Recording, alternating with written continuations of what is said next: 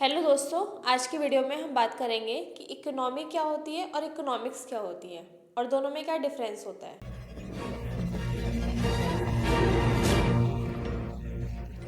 पहले हम बात करते हैं दैट व्हाट इज़ इकोनॉमिक्स।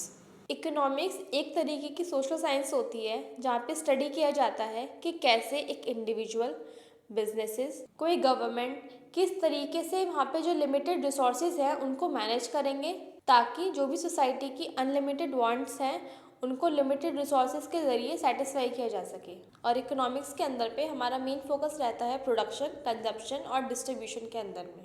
अब इकोनॉमिक्स के कोर कंपोनेंट्स क्या होते हैं? इसमें जो सबसे फर्स्ट कंपोनेंट होता है वो होता है स्कैरसिटी। स्कैरसिटी मतलब कि जो हमारी वांट्स होती हैं वो अनलिमिटेड होती हैं, हमारे पास जो रिसोर्सेज होते हैं वो लिमिटेड होते हैं। तो किस तरीके से जो हमारी अनलिमिटेड वांट्स हैं हम उन्हें उन लिमिटेड रिसोर्सेज के जरिए सेटिस्फाई कर सकें।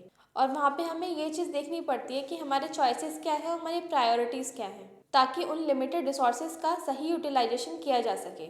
अब इकोनॉमिक्स का सेकंड कोर कंपोनेंट होता है माइक्रो इकोनॉमिक्स। माइक्रो इकोनॉमिक्स के अंदर में हम लोग एनालाइज करते हैं इंडिविजुअल, कंज्यूमर, फर्म और इंडस्ट्रीज के बिहेवियर को, including their supply and demand as well. Economics का जो थर्ड कंपोनेंट होता है वो होता है मैक्रो इकोनॉमिक्स। मैक्रो इकोनॉमिक्स में हम इकोनॉमिक को एज अ होल एनालाइज करते हैं जहाँ पे हम एग्रीगेट इंडिकेटर्स को देखते हैं जैसे GDP, inflation, unemployment, monetary and fiscal policy. अब इकोनॉमिक्स के अंदर में जो हमारे की कॉन्सेप्ट होते हैं वो होते हैं decision making, cost benefit analysis, incentives and market equilibrium. अब हम बात करने वाले हैं दैट व्हाट इज इकोनॉमी। जिस तरह इकोनॉमिक्स एक सोशल साइंस थी, इकोनॉमी एक सिस्टम होता है जहाँ पे आप प्रोडक्शन, कंजप्शन एंड डिस्ट्रीब्यूशन देखते हो गुड एंड सर्विसेज का, जहाँ पे इंडिविजुअल इन्वॉल्व होते हैं, बिजनेस इन्वॉल्व होते हैं और गवर्नमेंट भी इन्वॉल्व होती है। और ये आप किसी रीजन की भी देख सकते हैं, नेशनल लेवल पे भी देख सकते हैं और ग्लोबल लेवल पे भी देख सकते हैं। यहाँ पे जो मेन फोकस रहता है वो रहता है managing resources, wealth creation and trade. And इसके जो की कंपोनेंट्स होते हैं वो होते हैं प्रोडक्शन,